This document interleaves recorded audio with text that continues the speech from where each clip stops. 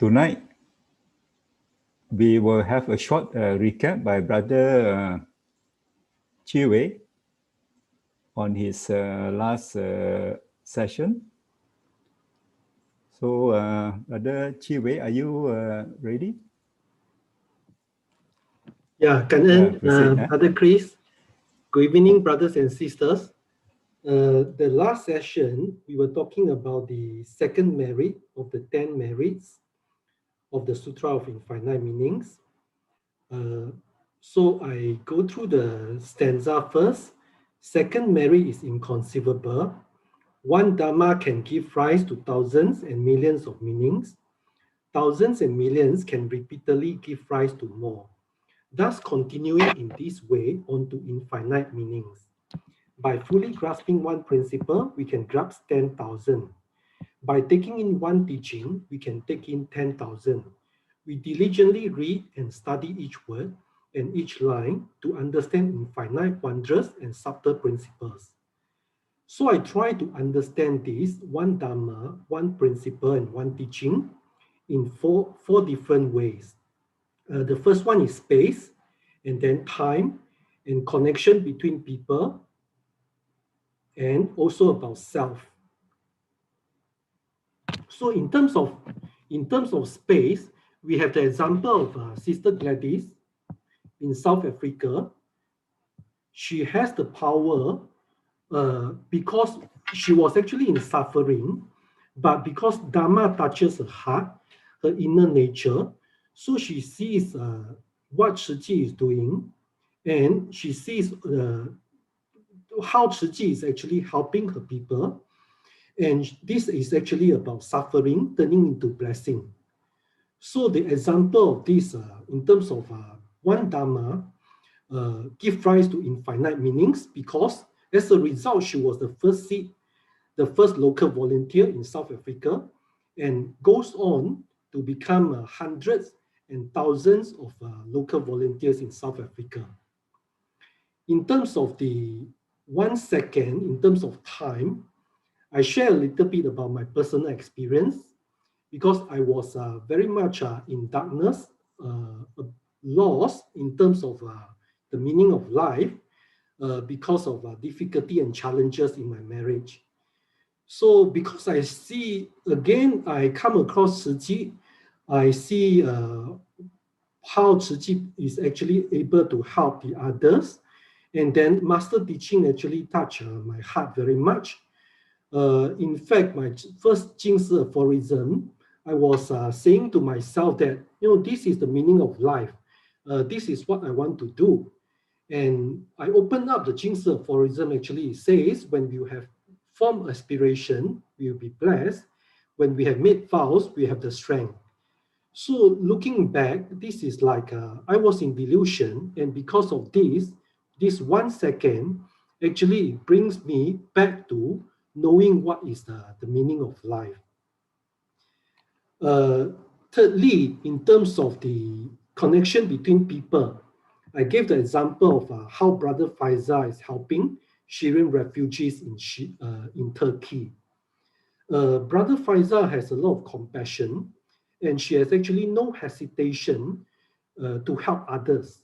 His only hesitation is that he is actually a very devoted Muslim. So only after he hears Master answer to this, which tell him that you do not need to bring Buddhism, you just need to bring Chhi Chi teaching. After that, he goes on to build schools and help so many people in Turkey. So this is a very good example that one teaching can transform, can give rise to infinite meanings. And also the fourth point in terms of self, because I actually did not believe that good has a chance to win against evil in the tug of war until I learned about Master answer to this. Master answer says that the side that has more people will win. So that is a very clear answer to me that I need to start from self. So the one to infinite meanings, the one for me means starting from self. Even with the little that I can do, one smile, the sincere heart and words, I realized that it can create ripple effects in the minds of others and in the life of another. So a bit of further elaboration in terms of how to put all of this into practice in terms of one Dharma, one principle, one teaching to infinite meanings. Firstly, we need to develop bodhicitta. And develop bodhicitta means that learn from awakened sentient beings. And in this case, we really need to treasure the time to learn diligently from master.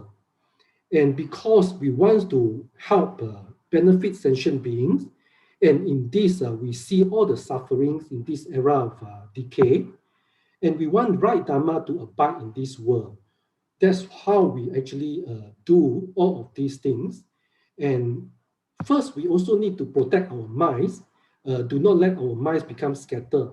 And for me, the best way to do this is actually to practice the four right efforts. And also, the substanza tell us that to follow virtuous friend.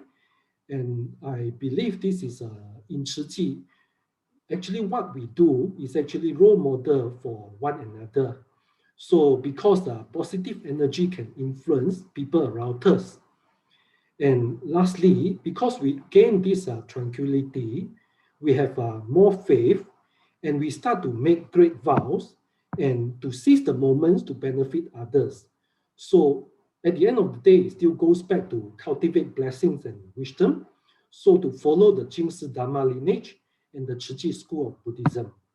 So this is a recap in terms of the second merit. 感恩。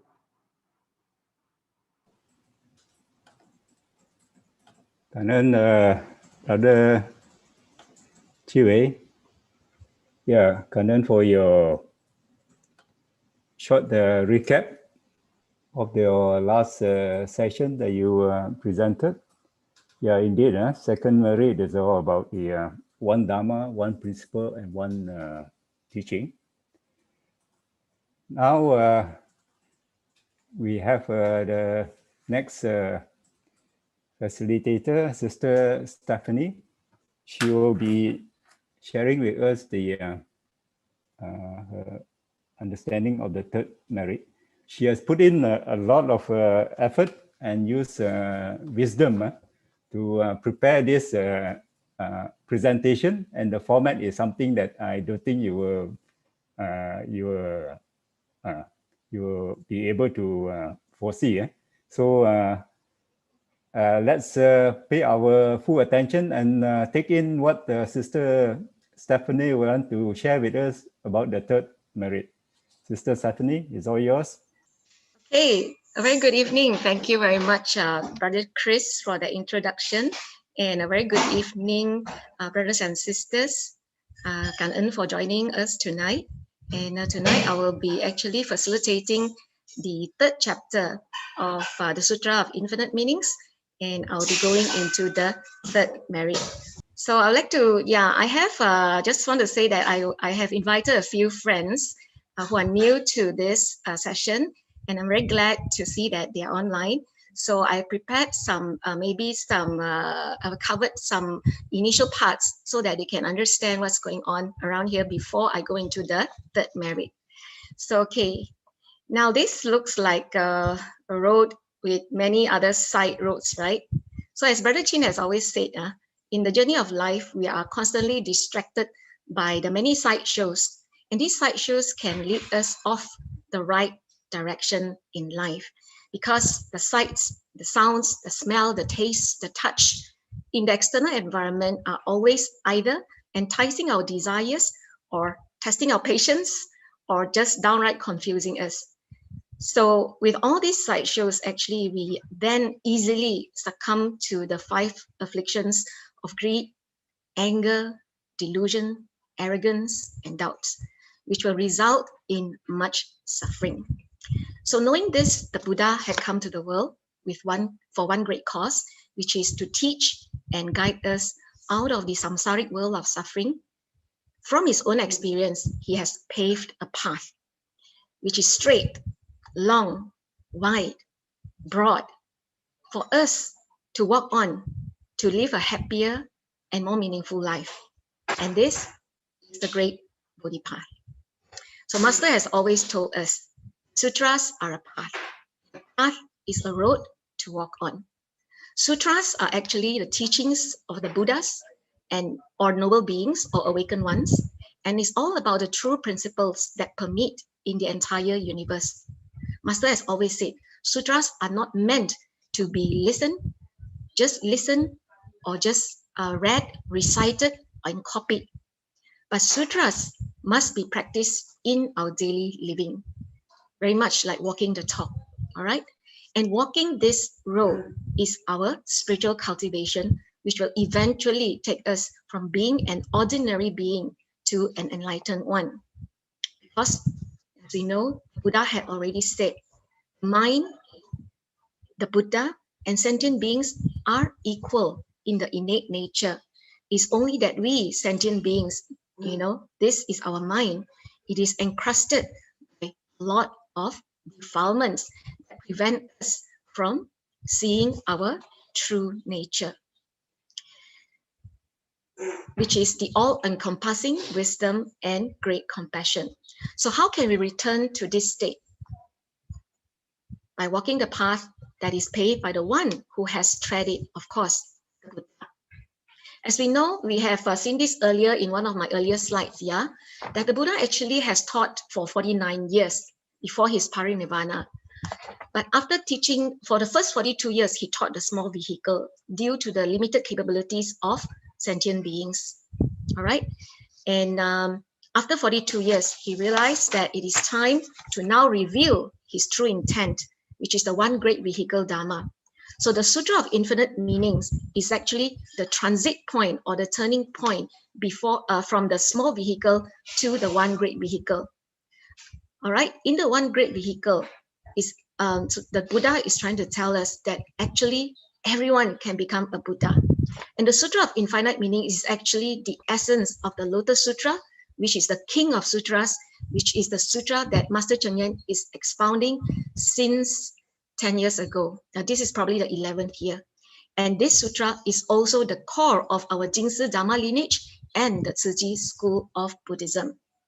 So since we began this book study about almost a year ago, I'm the first one who did the first session. I think that was last March. We have gone through the first chapter, all right, which is about the virtues of the Buddhas. Okay, this is our goal. We want to emulate the Buddha. But how do we get there? Chapter 2, we talked about the roadmap.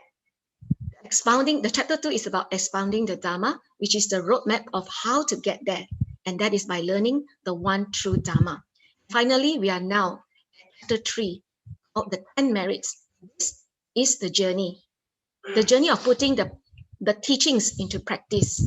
And definitely we would attain the merits if we walk on this path. Okay, from ordinary being, and that's me, and walking the path to become a noble being. Just to recap, the first 2 merits shared wonderfully by Brother Sun Hop. First one was develop bodhicitta. The second one, which was shared by Brother Chiwe, is understanding finite principles. By grasping one teaching, as he mentioned just now, one can grasp tens of thousands of teaching. And that is the spirit of the Sutra of Infinite Meanings, where one is infinity and infinity arises from one. And today, the third merit is actually we attain the merit of penetrating infinite meanings. And in doing so, we attain freedom, we transform others, and we manifest the power of our vows. So I'd just like to share a bit about my journey, my affinity with Tzu Chi. Actually, I first met Tzu Chi in 2006 in an exhibition in the Penang Jingsi Hall. I recall both my husband and I, as we walked touring around the exhibits, we started to shed tears. And at the end of the exhibition, I asked him, why did you cry? And he asked me the same thing. So I told him that I was very touched because seeing what Master has done and what Tzu Chi has done in this world, if we are not helping her, then our life is actually wasted. So when upon returning to KL, I promptly went to the Kelana Jaya office, the HQ, it was in Kelana Jaya then, to sign up as a donor. But that time I was busy raising my young children and also managing my depression. So I only started volunteer training in the year 2009, taking baby steps, from 10 years ago. I didn't really know the contents of the Sutra of Infinite Meanings until 2019. There's an affinity, a great affinity to return to Taiwan for the 4-in-1 camp. I received a copy of this sutra, the Sutra of Infinite Meanings, in dual language. There is a full English translation and with Master's personal handwriting in Chinese. This is Master's handwriting. You can see her handwriting is so neat, and you can see I feel very tranquil just looking at her handwriting. So one night when after I came back to Malaysia, I read it out aloud. I read the entire 3 chapters aloud in Chinese.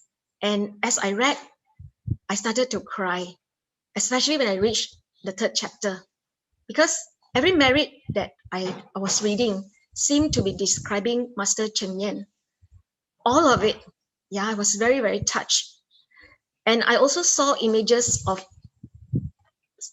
this sister or that brother as I go through the merits. And I also saw a glimpse of myself, even in the early years of my Tzu Chi path. Even without knowing the Sutra of Infinite Meanings, I was already walking the path of the Sutra. But above all, it reminded me of my late mother. So that's why I chose to share this merit as a proof of practice. So now I will go into the main stanza of this merit. The 3rd merit on page 410 says, is inconceivable. With it, we can attain freedom, transform others, and manifest the powers of our vows. Although we have afflictions, it is as if we have no afflictions. Although still in cyclic existence, we have no fear. Though constantly fettered by the 108 grave illnesses, we have compassion for sentient beings without focusing on ourselves. We are like the master boatman whose body is ill. If he has a sturdy boat, he can still help others to cross. When I see this merit, I saw all of us who are on the path. We are not yet perfect. We have not yet transcended our afflictions, but yet we are already helping others to transcend theirs, to free them from their suffering. Now, I read this stanza again this time. I recall another great Dharma master, who is Master Jian Zhen. Master Jian Zhen lived more than 1,000 years ago and was credited as the founder of the Tiantai school of Buddhism in Japan. Now, some of you may know the founder of the Tiantai school of Buddhism, the founder of the Tiantai lineage in China, which is Master Zhi, who was the subject of our book study in the year 2019. The Tiantai school of Buddhism and the Tzu Chi school has a very close link, which is in our shared practice of the Lotus Sutra. Master Jian Zhen is well known for his 6 attempts to sail to Japan to fulfill his promise to propagate Buddhism in Japan. But by the 5th attempt, he had already gone blind. But the great monk, however, remained very calm and accepted his disability as though it was something quite normal. In fact, his blindness did not deter his vow to travel to Japan. It strengthened his determination instead. And after 12 years, Master Jian Zhen and his dedicated monks finally set foot in Japan. And one of his most important contributions is the establishment of the Buddhist precepts and the official ordination ceremony for monastics. This is the Todaiji temple that still stands today in Nara, Japan. And this is where Master Jian Zhen conducted the first official ordination in the year 755. And since then, he had ordained more than 40,000 monks until he passed on in 763. Beside this legacy, Master Jianzhen is also seen as the founder of traditional Chinese medicine in Japan. He also influenced greatly the development of Buddhist schools and Buddhist architecture in Japan. And all this despite being blind. So as Master has always said, we just need to see with our hearts. And clearly, Master Jianzhen has seen with his heart. It also reminded me of this sister. She was diagnosed she had joined Tzu Chi in the year 2016, but at the year end, in permanent strike, she was diagnosed with a rare and acute form of leukemia, which almost took her life. Given less than 10% chance of survival, multiple chemotherapies did not help her, but she got worse. And then a search through the worldwide bone marrow registry of over 30 million donors could not find a match for her. She was minutes away from death when a miracle happened and her life was saved.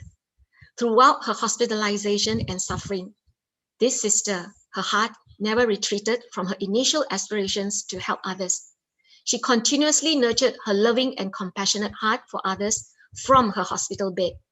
Master's words of wisdom guided her all the way in overcoming every single obstacle that she met in her treatment. And 3 words keep her going, and they were just keep smiling. So it is my honor to call her my Dharma sister and to introduce to everyone this great Dharma warrior, Sister Sharon Fraser. Sister Sharon, over to you. Thank you. As what Sister Stephanie said, my battle with leukemia was a very tough one. Everything that could go wrong did, and every side effects that could eventuate, I experienced. While cancer and leukemia can affect anyone, I never thought it will affect me. Life is impermanent. As I face life and death, I have no thoughts of fear. That is because, though sick, I did not forget Master's teaching. Dharma helped me come into a lot of realizations that life is impermanent. No one lives forever. Our lives exist in periods of time. Our death is also the beginning of another new life. Even though subject to cyclic existence, we can still take on the responsibilities in helping others to escape this cycle of birth and death. I was dealt an early blow learning that I had an uncommon type of acute myeloid leukemia, FLT3, which unfortunately is one of the most deadly forms of leukemia with the poorest survival odds. The cancer treatment made me really sick. My whole body was covered with rashes. My skin became tender, bumpy, irritated, and itchy. I felt really nauseous, uncomfortable, and in pain. I was allergic to and had adverse reactions to many of the medications, which made it more difficult for me and the medical team. I was bleeding excessively. I was bleeding everywhere. My nose was bleeding, my ears was bleeding, everywhere. Blood just coming out from everywhere. And I needed regular blood transfusions. However, this didn't work out. It turns out that I needed blood that had matching platelets to mine. This is not easy to find, as it turns out that there are only 5 compatible donors in all of the 8 million people that live in New South Wales. I still remember at Christmas, none of these donors were available, so a donation had to be brought in from another state, Victoria, and was given to me at midnight. My doctor told me not to move from my bed, as a fall could be fatal. I was so weak that I couldn't even hold a glass of water or open my mouth to drink the water. All I could remember was that I was waiting anxiously for the blood donation to arrive. At midnight, I could hear a helicopter arriving at the rooftop of the hospital, and next, the nurse running into my room calling, "Sharon, Sharon, the platelets have arrived, the platelets have arrived. Stay awake." It was that crucial, as without the platelets that night, I might not be able to make it to the next day. I'm so grateful for the donors, as without them, my life would have been at risk. This was a picture of me with all the tubes, oxygen, food, medications, you name it. And at this point, I was completely dependent on all these tubes. On top of these were up to 25 pills of daily oral medication, daily blood tests, scans, x-rays, and biopsies. Through this all, I managed, although it was hard, I did my best to stay positive and keep on smiling. Remember to smile. Smile even when you are sick. Be a happy patient. Be determined to live and have courage and have faith. At this point also, I was informed that the chemotherapy had not worked. It could reduce but couldn't kill the cancer. Time was running out fast and was just a matter of time before the cancer would increase to fatal levels. Because the chemotherapy didn't work, my chances of survival dropped to less than 10%. Out of desperation, the medical team suggests a combination of extremely high doses of chemotherapy and the use of trial drugs, in which these trial drugs have not been trialed in New South Wales. Doctors told me that the trial drugs, instead of helping me, could have the opposite effect, and at any time I had to prepare for the worst. There was really no choice. I knew I had to proceed and could only hope for the best. At time of crisis is also a time of great awakening. Not knowing whether I'll live to see tomorrow made me realize how precious life is. Many people think that even if today is wasted, there's still tomorrow. And if tomorrow is wasted, many more days remain after that. I realize now that life is impermanent. Although we are safe and sound today, we don't know what tomorrow will bring. So I continue to encourage my home brother Robert and children to carry on my volunteering work and their volunteering work while I was in hospital. Master say, with a pure heart, we can focus on our initial aspirations and make vows. I've also been helping an orphanage in Malaysia for many, many years. And every year, one or two of my children and I will go to Malaysia to give the Christmas presents to the orphans. I had already promised to bring the presents back to them that year, and my plane ticket had already been bought, not knowing that I would be too sick to go. So instead of disappointing the 28 children there, telling them I couldn't go, I asked Brother Robert and two of my daughters to go in my place, and her boyfriend too. So they all went to Malaysia to deliver the presents to the children at the orphanage during my treatment. The day that they left on the plane to Malaysia was the day my first dose of trial drug started. Master always say, a bodhisattva's love has no limits or border. It can accommodate the entire universe. A bodhisattva loves all living beings without asking anything in return. If you're idle, you will degenerate. I didn't want to be idle. Knowing that my chance of survival was at best 10%, and with so many setbacks, there were moments I was very scared. Master say it's important to have the right view. If we attentively study the Buddhist teachings, then we do not need to worry or fear about whether the treatment could save my life or not.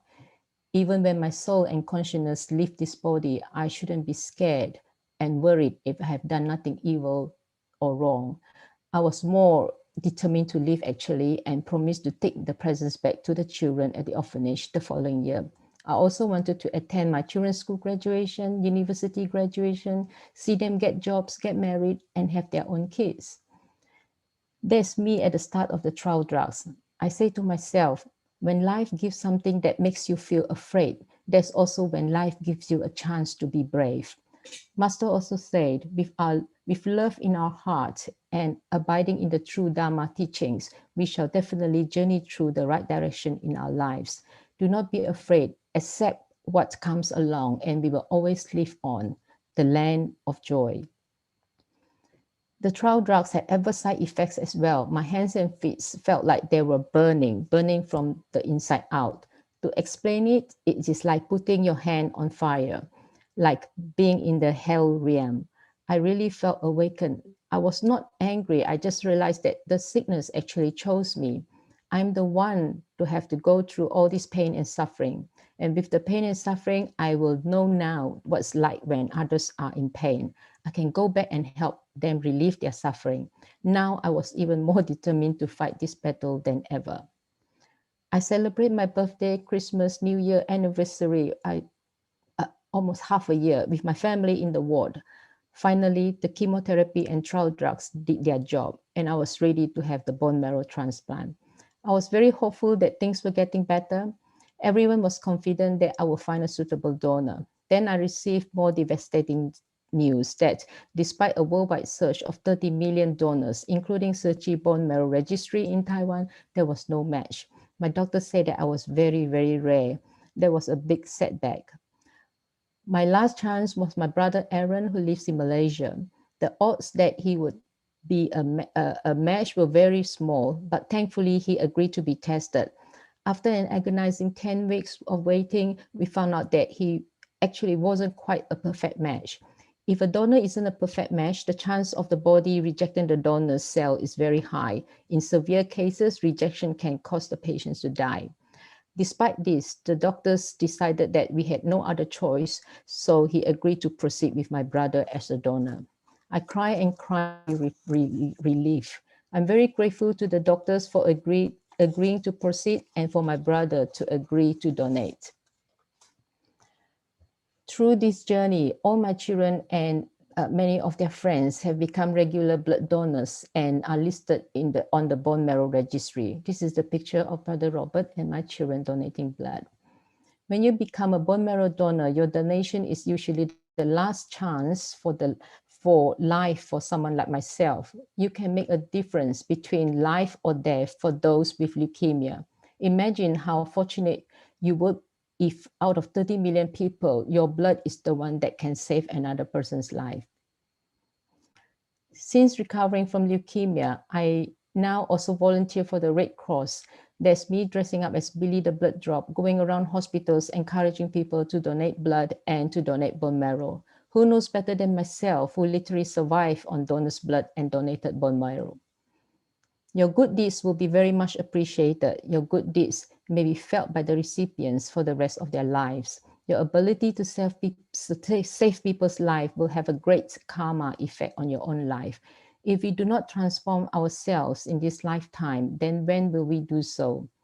The Dharma we learn is like water. If we do not use the Dharma to cleanse ourselves, we remain defiled. 6 months after my bone marrow transplant, I asked my doctor to allow me to go back to the hospital to help other patients in the ward. He wasn't sure at first, as he thought it was too soon after my own illness. I only just recovered and was still on many medications. He said it will be hard if I have to accompany another person's battle, and there will be cases where persons won't make it out alive. However, knowing that I was so determined and always have a positive perspective on life, he allowed me to. So I seized the moment and never looked back. I am now into 3 years volunteering at the leukemia and cancer ward as a support person, what they call a cancer companion, supporting patients going through the cancer journey. I share my own experience of how my life has changed and offer reassurance, encouragement, support, and hope to other patients. I tell patients not to be afraid of fears. They are not there to scare you. They are there to let you know that something is worth it, that your life is precious. Courage doesn't always roar. Sometimes courage is just the quiet voice whispering in our ears saying, yes, I'm not afraid anymore. Yes, I can beat this sickness. Yes, I'm brave. I don't take things for granted any longer. I don't waste a moment of my life. I appreciate the simple things the most. I appreciate being able to breathe clean and fresh air. I enjoy the golden sunshine, listening to the sound of waves and the fragrance of grass and beautiful flowers. Most importantly, I want to go out and help others. Master say, 这爱是报恩，付出是感恩. Is self-love is repaying and giving is grateful. Here's me sharing happiness around. I try to encourage everyone to smile more, to help more, and plant seeds of wisdom life. To smile more, a smile is free, but it's priceless and can really make a difference. To help more, I believe in helping others, we are helping ourselves. Happiness is infectious and is probably the only infection anyone ever wanted in a hospital. I take Master teachings and guidance to my heart to practice diligently and mindfully. I know with this compassion, empathy, and kindness, I'm able to reach out to other patients as if they are my family. During this pandemic, we also give food aid to homeless people, and these are the pictures of everyone helping out in the kitchen and delivering meals to the homeless and vulnerable. We also promote vegetarian meals while raising funds for the African schools. Here's us donating over 40,000 face masks to more than 15 hospitals in Sydney. The picture is the hospital I was treated in, and being able to go back with Sir Chi to donate face masks to them meant a lot to me and to the hospital. They are very grateful to Sir Chi help. Master say, Bodhisattvas have only love, regard all equally, whether relative or enemies, in the same way that Sir Chi applies sincerity and integrity in assisting those who really need help. This is a picture of me with some very, very sick patient. As a cancer companion, I spend my time talking to them, mainly listening to them. I offer comfort and assurance to them. I am mainly there to share my own journey with them and how I eliminated my own fear and anger during the course of the battle. Often me being there without saying anything is enough to make them happy, because they told me when they see me, they see hope. This is a picture of me going back to the ward during Christmas to cheer up other patients. As you can see, the middle picture, that was me lying there on the bed when Santa and elves arrived when I was sick. And now this is me walking around with the same Santa and elf at the same hospital ward, this time cheering up all other patients at the leukemia ward, giving them hope and love. Helping others is actually helping ourselves. We should while we can, and don't wait till we are better, when we are healthier, when we are richer, or when we have the time. We must manifest our vows. Masters say, one has the courage to shoulder responsibilities. One person's willing heart and actions can help countless people, allowing them to live peaceful lives. This is planting seeds of wisdom life. I always remember this quote: nothing in nature lives for itself. The rivers do not drink their own water. The trees do not eat their own fruit. The sun does not give heat for itself. The flowers do not spread fragrance for themselves. Living for others is a rule of nature. We are all born to help others, to benefit others. With this in mind, I'm walking the Sir Chi path with true joy every moment of my life. For me, when I see patients, I feel how blessed I am to be able to be the one not receiving care, but the one giving care. When I see patients smile, I smile even more because I could make them smile, even for that moment. That smile helps take away the patient's suffering and pain. I share words from Jingxi Evarism to give them courage and faith. Master say we must cultivate the lotus practice and peace and joy. We must unceasingly aspire to help others. I'm still taking 12 tablets a day, and I have a lot of pain due to the graft versus host disease. But Master said, though suffering, yet joy in suffering. Though maybe the voice is not loud enough, yet still need to be heard. The pain is replaced with joy and happiness. Though the pain is still there, I still take medication, but as my mind is occupied with something else, I forgot about the pain. Time is fair, no fast or slow. I'm seizing every moment to do good deeds, not every moment to cry and feel sorry for myself. Do not waste a single second. Use the Dharma, this lifetime to become familiar with the Buddha Dharma, as that is the way to attain wisdom. Master teaching taught me a lot and changed my life. The Dharma helps me realize that life is impermanent. It helps me realize that even though when we suffer, even though when we are sick, we must still create blessings. As we create blessings, we must not seek anything in return. We must take care of our mind and be vigilant of every thought that arises in our mind. A single thought can help us attain Buddhahood or cause us to transmigrate among the 6 realms. So we shall train our mind by practicing diligently. After we have opened our door to Dharma teaching, establish our Bodhisattva training ground, we must go deep into and cleanse off the afflictions and defilements. We must not wait until conditions are perfect before we do something. Each of us choose our own path in this life. Absorb Dharma in our heart and manifest them in action. The body path is paved wide and straight for us to walk on. The journey is ours to make. I vow to walk the Bodhisattva path life after life so that I can help and benefit all people. Gan En.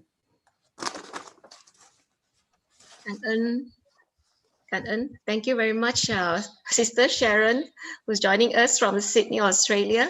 I think it's almost midnight at your place right now, right? Yeah. Thank you so Yes, much. yes. Yeah. Yeah, Should I have given you more time actually? Okay. So really感恩 to Sister Sharon for the heartfelt and powerful sharing of courage and her fearlessness. And now Sister Sharon is actually giving fearlessness by manifesting her vows to others. So I would like to give this, I would like to use this slide to summarize Sister Sharon's sharing today. With the right understanding, the right view and right understanding, one finds the right direction. Not to focus on herself, but be focused and diligent in stepping forward to benefit others. Even in the time of sickness, she did not retreat and never lose sight of her initial aspirations. And therefore, manifesting her vows, she gained the unsurpassed wisdom that is tranquil and pure. So for those of you who would like to listen to Sister Sharon's full sharing, actually, it is about 1 hour and a half.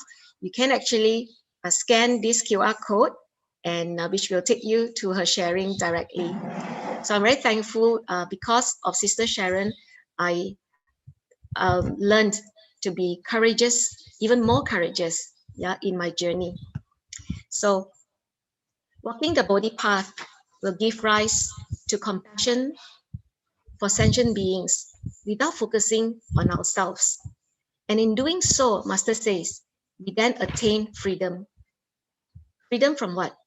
Freedom from afflictions. And through our exemplary life living, through our spiritual practice, we can not only transform ourselves, but we transform others. And as we manifest all our vows to benefit others, we are planting seeds of wisdom life in ourselves and others.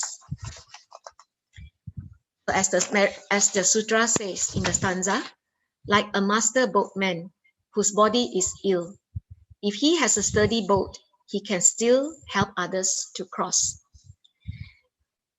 Many of us, all of us, in fact, are still ordinary beings. We still have afflictions. Our body is still subjected to pain and illnesses, like myself, Sister Sharon, and many of us. Okay? Although we have not delivered ourselves, if we have a sturdy boat, and this sturdy boat is actually referring to the Buddha's teachings, the Great Sutra, if we use and apply the Dharma, not only we can cross the sea of suffering, but we can also ferry others to escape the cycle of birth and death. As Master mentioned, saying by Confucius, when we hear something good, we must apply it diligently. So even if it's one teaching, just one teaching, if we know it is good and beneficial and apply it, we can change our character and our negative habitual tendencies. Because since spiritual cultivation is a journey of immeasurable distance, a slight deviation will get us far off the course of the right direction.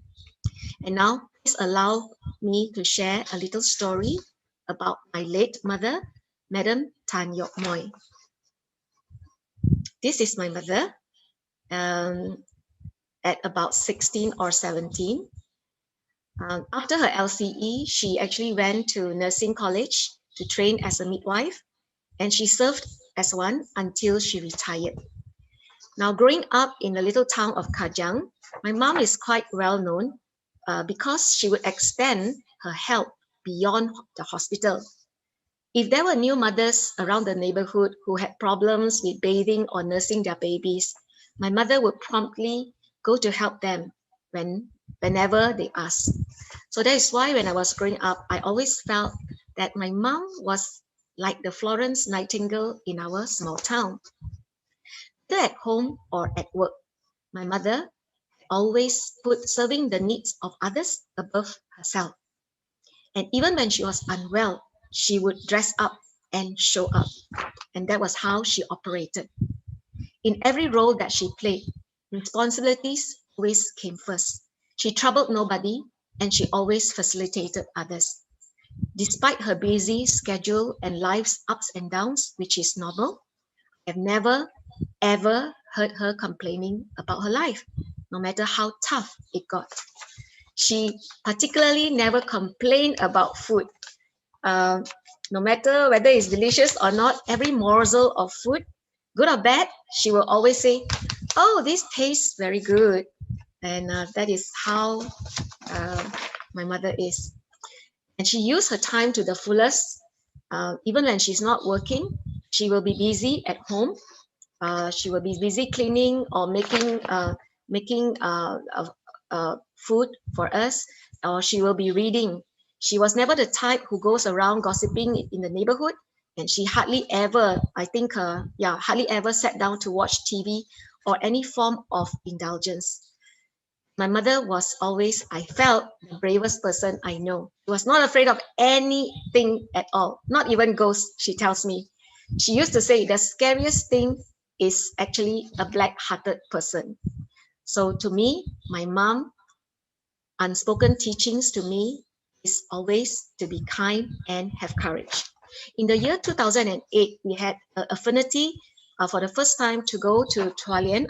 I brought both my mom and my mother-in-law. This is my mom, and this is my beloved and also late mother-in-law. I adore and respect very much. Now, while visiting the Hualien City Hospital, my mother has silently made a vow. What vow is it? Yes, she had seen the silent mentor program during the hospital visit, and she was deeply touched. I believe the principles behind this program resonated with her due to her experience as a midwife. She had seen much suffering in her line of work, and she had always told me that when she is reborn, she wants to return as a midwife again to serve especially the poor and marginalized mothers.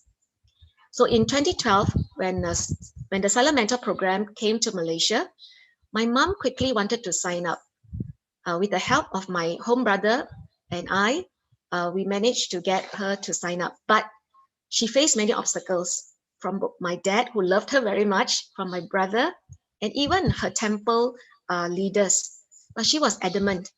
In the end, they gave in, and both my husband and I signed up together with her that year.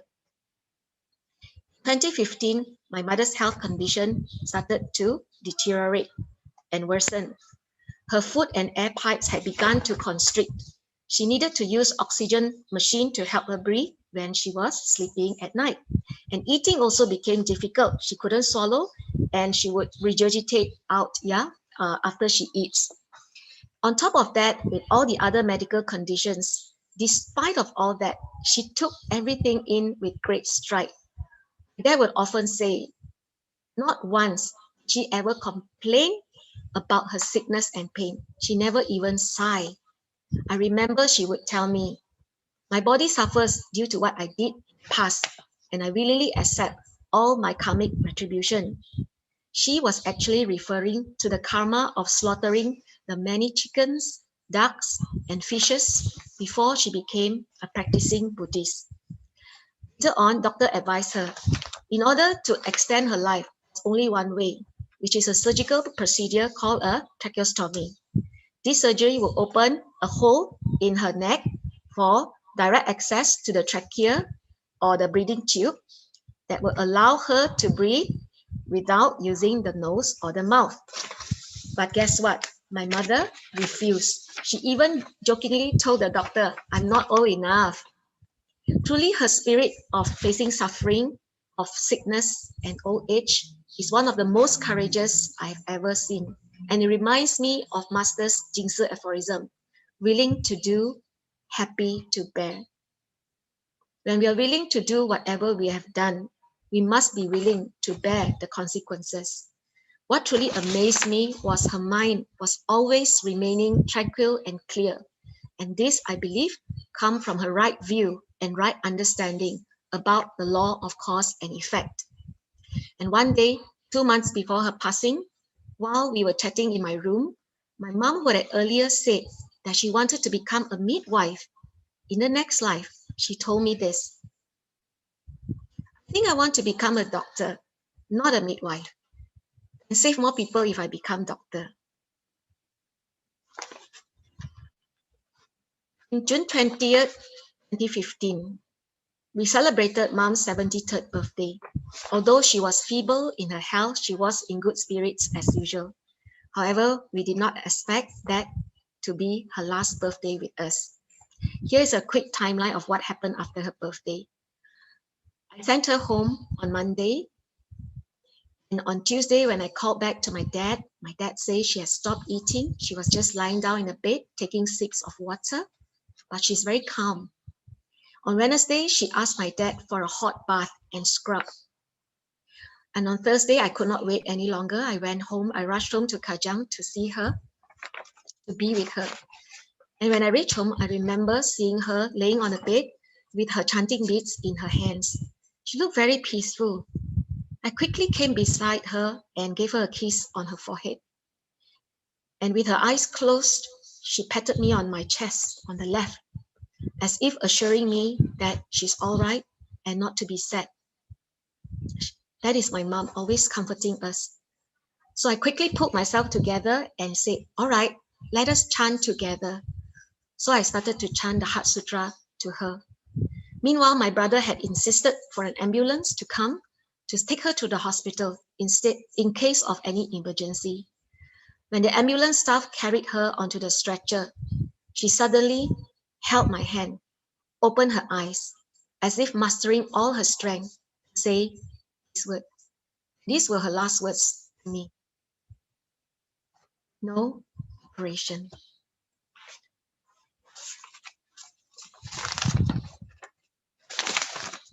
Although my mom never directly told us why she refused the tracheostomy, our suspicion was confirmed when we saw this statement during the Silent Mentor home visit.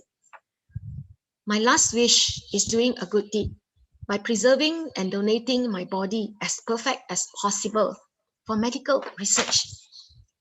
She was not afraid to die. She was not looking to extend her life by tracheostomy, but rather she just wanted to preserve her body for the benefit of medical research. That is my mom. Her actions always spoke louder than her words. Within 3 short months, my mother's vow to become a silent mentor was fulfilled. It came as a surprise to us because we had been told usually it would take 6 to 12 months. Here is a heartfelt sharing from one of her students, which I underlined in red. She said, "Your story has guided, inspired, and impacted us tremendously. You have not only taught me through medical knowledge and skills, but also on many life values that I may not have foreseen before this. You have imprinted a priceless value in our hearts, which will shape us to a better tomorrow. You are truly a great inspiration." As my mother had become a teacher to the doctor, her vows had come true, but that was not the end. My mom, I believe, had gained the 3rd merit, which in the sutra, it's as such. Although they have afflictions, they carry on as if they have no afflictions. As they face life and death, they have no thoughts of fear. As they face all sentient beings, they give rise to sympathy and compassion. As they face all phenomena, they give rise to courage and fortitude. And just as Master says, with deep root of faith and unshakable belief, even in one teaching, we will have no fear. We would be peaceful and at ease in the face of any adversities, and we would be able to guide others onto the path of Bodhi. I remember during the pre-workshop memorial service, Professor Chin seen here, respects to my mom, he's the program director. He had run up to me excitedly and said, "Stephanie, I have something to tell you about your mom." When I asked him, "What is it?" he said, "Your mom's body is soft, it's not hard." And I asked him, "I don't understand, what do you mean?"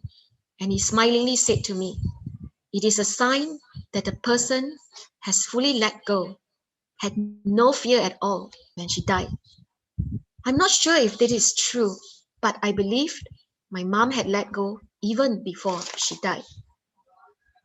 And the power of her vows continued to manifest and transform others and plant seeds of wisdom in others. Here is a picture of Mimi with me at the Silent Mentor office in the UMMC. With us is Brother Sia, the program manager. I first met Mimi to get a haircut after MCO last year. She agreed to accept me as a new client because she thought I was my mom. You see, I had communicated with her via WhatsApp, and my profile picture in my WhatsApp was this. This is my mom and my dad. Because of that, she accepted me as her client. And because of that, I started to talk to her about my mom and Tzu Chi and the Silent Mentor program. She was so inspired that she decided that it would be her final wish too. And after signing up, Mimi bowed my mother at the wall of honor at the Silent Mentor corridor. And she said, she wrote the same message to her future students as my mom's, which is this, 医者父母心, which is translated as doctors have the heart of parents. So all the after sharing this story, actually a few of our sisters like Sister Chow Yok and Sister Suling also were inspired to sign up as silent mentors. The Jingsu Dharma lineage is a path of diligent practice, and the Tzu Chi school of Buddhism is a road of working with others. All the activities in the Tzu Chi 4 mission and 8 footprints are Dharma doors that align with the Buddha's path to enlightenment. Everything we do is for the sake of others. In addition to purifying our mind and body, we learn to expand our loving kindness and compassion. Even as we fall into hard times or decline in age, we resolve to continuously nourish our wisdom life with no regrets and no retreat. Just like the many elderly recycling volunteers, despite their declining health, they carry out the mission of protecting the earth tirelessly. They are truly like the master boatman whose body is ill, but because they have a sturdy boat, they can still help others to cross. Master has said, when our resolve meets with the path, we will meet the ocean of enlightenment. The ocean of enlightenment does not belong to Buddhist practitioners alone, but it is the universal wisdom of all who practice great love without expectations, without boundaries. It is the innate pure nature of all sentient beings, animals, humans including. Animals have often displayed selfless love, serving with loyalty without conditions, even sacrificing themselves for the sake of others. Here now, I would like to play a video that has touched many hearts and transformed some people too. Brother Albert, can you kindly play the video for me? Kan Eun?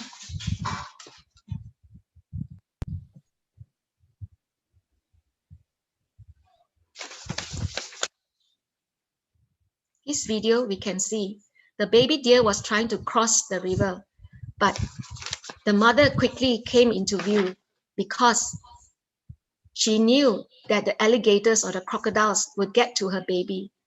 Then she purposely stopped in the midway, putting herself out there so that the alligator can eat her instead of her baby.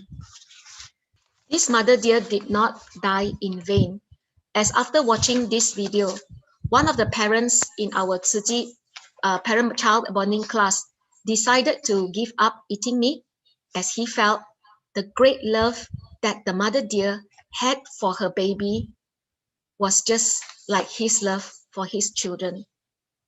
I would now like to invite Brother Nava. Brother Nava is a single parent to 4 children, and after watching this video, he has been a vegetarian since last June. Brother Nava, can you on your video and say hi to us? Brother Nava, are you online? Sister. Yeah, can you on your video? Yes, Honda. Hello, Brother Nava. Sister. Good evening. Good evening, sister. Yeah, Brother Nava, you want to tell us how feeling after you watch the video? Yeah, it's really touching, sister. It's very touching. And It's then really, you, it's really touching. It's really touching. and then after that, I, you, I cried only. I right. cried because the mother sacrificed, the mother dear sacrificed her life for the child, you see, Yes, for the baby, right? for the baby. It's really touching. And from that video, Brother Nava, you have become vegetarian until today, right? Yeah, yeah. Yes. Thank you very much, Brother Nava, for joining Thank us. you. And Very much again, sisters and brothers. yeah, truly, Brother Nava has actually accepted just one teaching, and his resolve has met with the ocean of enlightenment. Okay, now, as we know, is the latest figure that we have received from the UNFAO. Every second, 2,556 animals are killed, excluding marine life. They are killed for food. Every day, there are over 220 million animals which are slaughtered for food. And every year, over 806 billion animals are killed. Master has said many, many times, in order to eliminate disasters and bring peace to the world, we must stop the massive killing of animals for food. This is the only solution given by the Master. If humans continue their harmful ways, calamities will continue to befall us and our future generation. I congratulate Brother Nava for taking the sincere effort and the sincere steps to save life and protect lives. According to the UN Secretary General Antonio Guterres, says humanity is waging a war on nature. This is suicidal. Nature always strikes back, and it is already doing so with growing force and fury. The way we are killing animals for food is not natural. Mother Nature has provided us with a lot of grains for us to live happily and healthily, Master says. We do not need to resort to unnatural ways to gain our sustenance. Animals are more alike than different from us. They all want to live and to be loved as well. So before I end, I would like all of us to contemplate. Recently, yesterday, our CEO has come online, and we are starting a program for this month of February. We would like to gain pledges of vegetarian meal, 1 million vegetarian meals for the month of February. So I would like to write on that and on today's session to plea to brothers and sisters who are online, those who are not vegetarian yet. Are you willing to make simple adjustments to your eating habits in order to save lives and also our planet? And for those who are vegetarian, are you willing to go vegan and not eat milk and dairy products and eggs to save the cruelty towards animals? Every meatless meal is a lifeline to an animal. These are the words of our CEO, Sister Echo Chien. If we are able to do that, if we are able to show compassion for sentient beings without focusing on our own desires for taste, we are actually attaining true freedom from suffering, from calamities. And through our practice, we are able to not just transform our health, we are able to transform the health of our loved ones and also transform the health of our planet Earth. And when we manifest these vows, we plant seeds of wisdom, not only in this life, but in future lifetimes. I'd like to end my sharing today by sharing this Jingse aphorism by Master. We do not have permanent ownership of our life, but only the right to use it. So with that, I would like to say, Kan En, brothers and sisters. Okay, Brother Chris, back to you. And then, thank you very much, Sister Stephanie. for the wonderful sharing. Yeah, it's amazing how you can connect your first sharing session on the chapter 1, first virtue, to your present chapter 3, third merit, and you also managed to bring in that wonderful sister Sharon and brother Nawa to share with you, to share with us their experiences as well.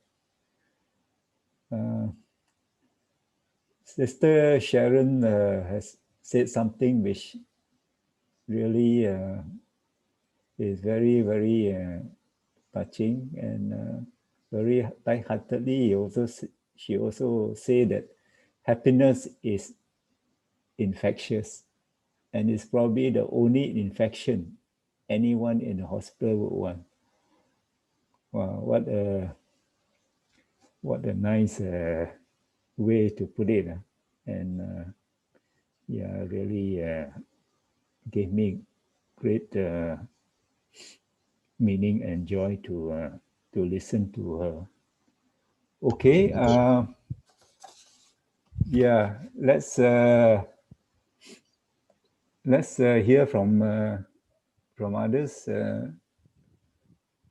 Any Brother PS, are you around? Would you like to say a few words regarding Sister Stephanie's sharing just now? I'm actually typing halfway, saying that this is such a powerful and inspiring sharing.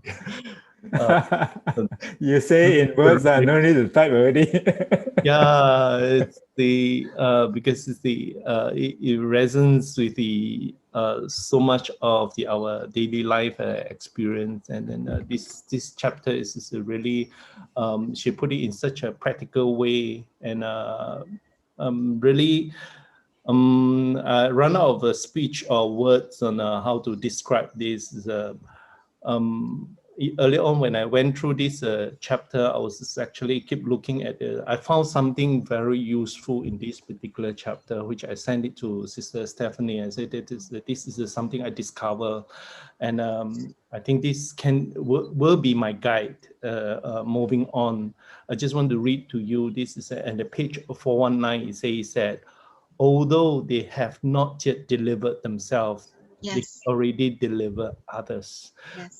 This is simple words, and then we can find it anywhere. I mean, it's not.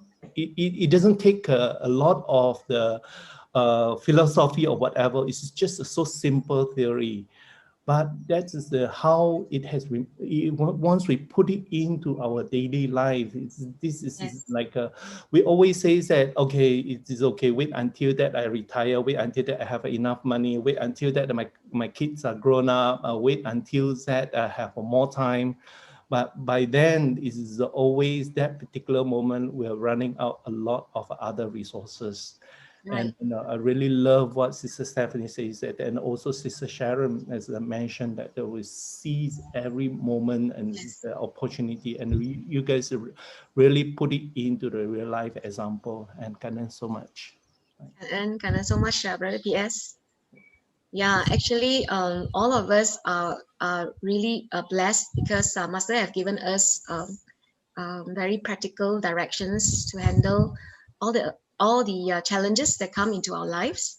Yeah, by focusing on purifying our minds and our actions, and also benefiting others. And actually, I wanted to say that I wanted to say thanks also to our Grandmaster In Shun. Yeah, Grandmaster In Shun gave Master the 6 words, but Grandmaster In Shun's own personal mantra was Li Ta Wei Sang, is it?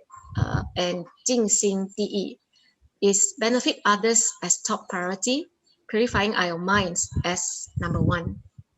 So I think this in line with what Master, the 6 words that he gave Master, which is for sentient beings and for Buddhism. And Master has worked over 50 years for these 6 words. And none of it is about giving gaining anything for herself. It's all for others. So I think what I would like to say is I have a plea that is, if we can all eat less meat, or for those who are not vegetarian, yeah, just eat one less meal of meat a day, we can actually extend a lifeline to an animal out there. And just the very little that we give up is actually for our children, for our future generations. Yeah, because I look at it now, children are stuck at home. They cannot go out. They cannot have proper, normal school life. They sit in front of the computers. Some don't even have online lessons. It's festive season is coming up. We can't celebrate. We need to go into, we are social creatures. We can't meet. So all this actually comes from our own doing. So the only way to undo it is also from our own. We cannot wish and pray for the sickness to go away, but we can only do so with our sincere efforts. So that is my plea to everybody. Yeah. Brother Kelvin, you want to say a few words about, Sister Sharon's sharing, and also Sister Stephanie's experiences? How about you're not the Sister Chow Yok? Are you here? Yes, brother, I'm here. Yeah. Yeah, Miss Yes. Lopo. I really lost of words, brother. I'm really lost of words. I'm so touched. I'm so touched by the sharing. Actually, basically, I always tell myself that that what Master always says, that we really have to, not to waste our time. Do whatever that is best, and always do the right lah. Do whatever that is right lah. I think that's my sharing, brother. I'm not ready for it. No. Sister Chow Yok. Sister Suisan? Very wonderful sharing by Sister Sharon. Very grateful to Sister Sharon's sharing. I never grow tired of sharing by Sister Sharon, because it's always a new perspective. I'm very fortunate because in 2019, I was in the same cubicles, same room, yeah, with a hostel, yeah, with Sister Sharon. And so when I saw her in our same group, was it same group? Yeah, I think so. Yeah, correct. So when I saw her, I was so happy, because I said, hey, you are the sister that I saw in Ta Ai Thailand that had gone bald, and everybody was actually, of course, all of us were attending the morning Shinfa, Brother Joe's session, and all of us prayed for her, so I can remember her face. So I saw, and then her husband as well. So I rushed to her and said, hey, you are the lady, and see her in person. It was so amazing, and so happy to know her. And then now she is my source of encouragement also, to see her stand up and her commitment towards doing Tzu Chi, really amazing. I would just say there's so much, I say just now, I'm so much I can learn from her, and her spirit, her spirit of never give up, and continue to do even in her poor health. And then post the recovery also, she still continue, she never stopped. And really, every time I see her, it gives me a lot of motivation to carry on and continue to be diligent. And so Sister Sharon, I'm so proud of you. And the other one is Sister Stephanie, as sharing also touched me a lot. You see her mother, you see the pure heart of her mother. You see, she never thinks twice, think more, but she only has that, like Son said, the purity of her heart. She never let external condition to influence her. Her willingness to sacrifice her body. So also have a lot to learn. and that to me, from each Bodhisattva, I really learn from them and give me further conviction, determination to walk steadily, be steadfast on this Bodhisattva path. I think, like say, if you don't doubt Master's teaching, Master advice, you just follow, you just have faith in her teaching that you just continue to do. So on the now they say encouraging vegetarian meals. So I said, I said, hey, just now within 5 minutes, I could recruit 150 meals already. Actually, pretty easy. So I said I should talk more, you know. Well, I try and find time to talk to more people. Just like say, hey, a matter of 5 minutes, I can just get 150 meals already. Well, if I multiply that one, if I talk more, I think maybe I can get thousands, 2,000 or 3,000, 5,000. Possible, right? Possible. So possible. We sisters, we done everything.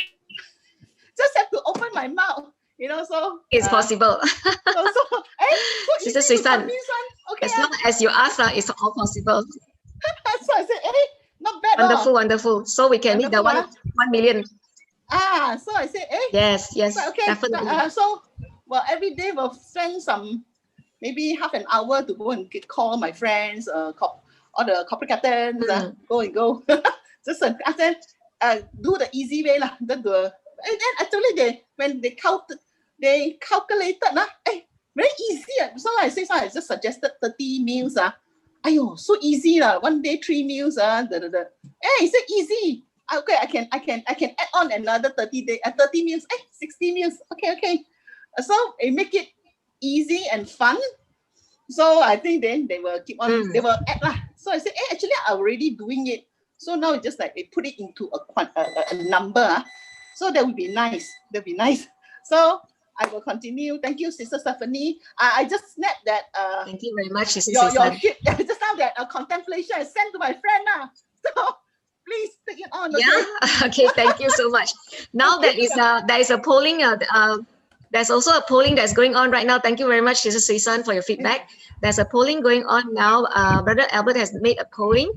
For those of you who are online now and would like to take the opportunity to pledge the vegetarian meal, you can pledge 1 day every week, 1 meal a day, or every meal every day.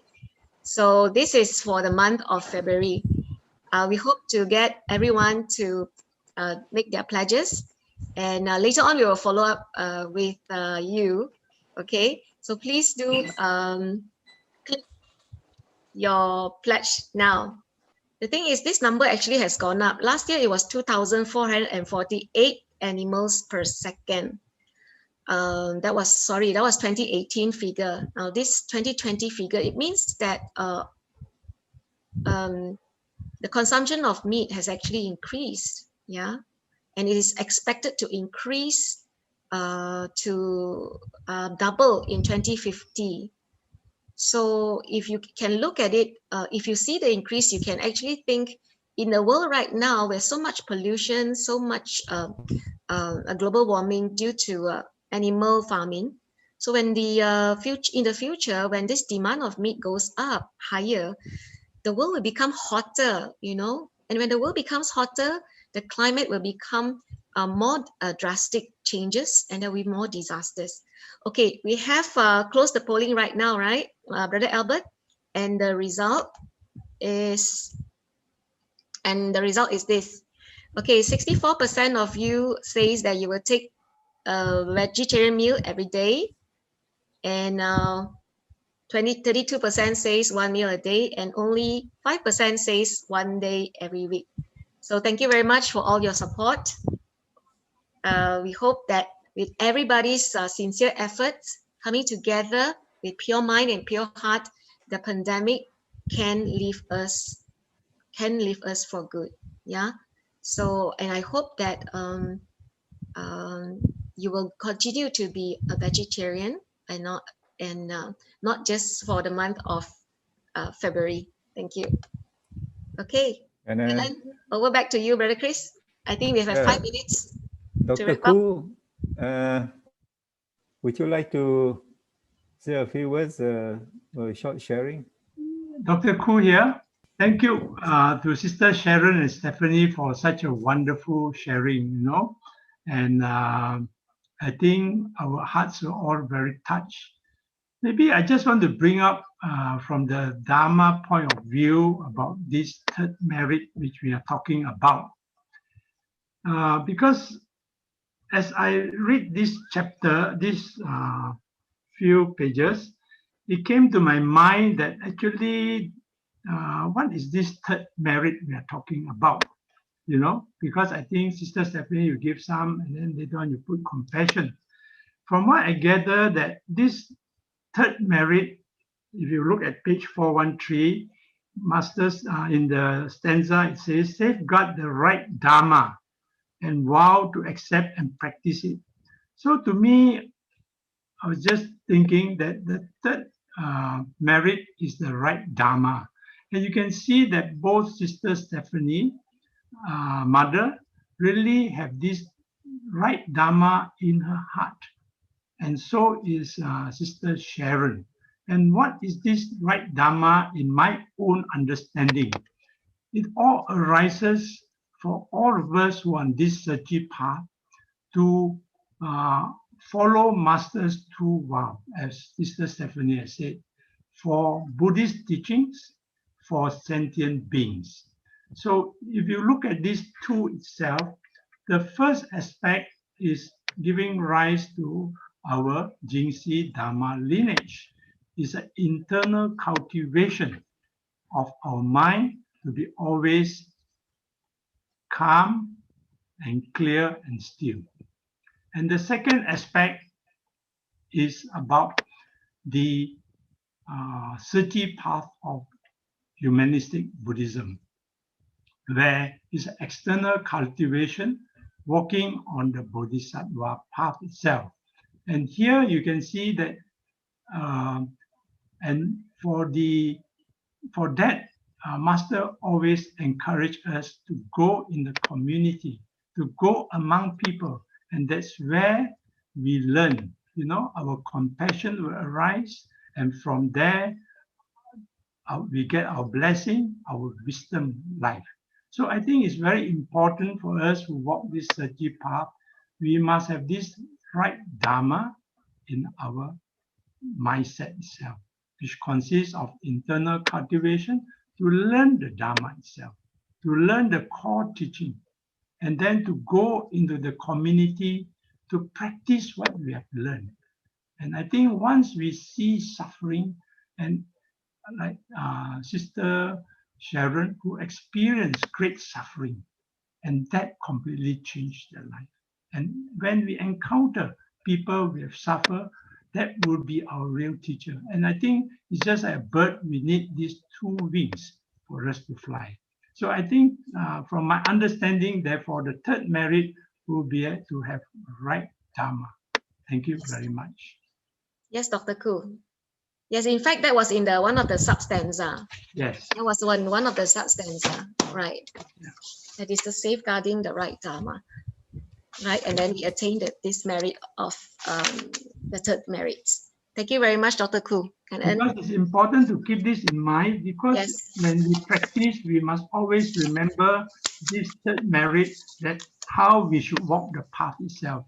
Because in this way, we will never give up. If not, as you show in your first slide, it was wonderful, we get diverted by distraction, our worldly desires itself.